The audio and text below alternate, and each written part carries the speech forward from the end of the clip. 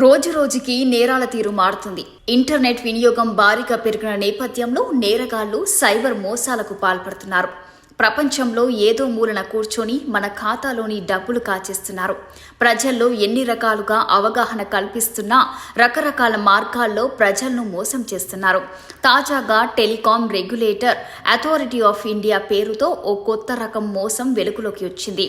Troy పేరుతో ఇటీవల smart ఫోన్లకు కొన్ని రకాల మెసేజ్లను పంపిస్తున్నారు.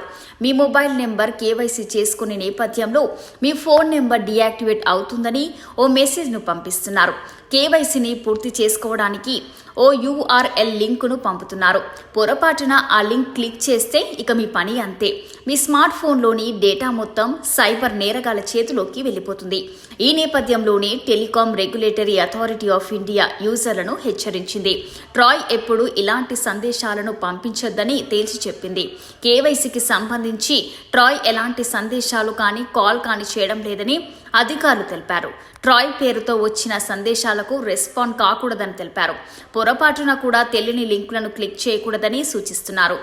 దీంతో పాటు నేరగాళ్లు మొబైల్ నెంబర్ డీయాక్టివేట్ అవుతున్నాయని నమ్మిస్తూ స్కైప్ వంటి వాటి ద్వారా వీడియో కాల్స్ చేస్తూ మోసం చేస్తున్నారని అధికారులు చెప్తున్నారు.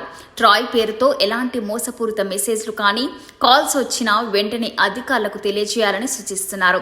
ఇలాంటి కాల్స్ వస్తే వెంటనే నేషనల్ సైబర్ క్రైమ్ రిపోర్టింగ్ పోర్టల్కి ఫిర్యాదు చేయాలని చెప్తున్నారు. అలాగే సైబర్ క్రైమ్ హెల్ప్ లైన్ 1930కి కాల్ చేయడం ద్వారా ఫిర్యాదు చేయవచ్చని సూచిస్తున్నారు.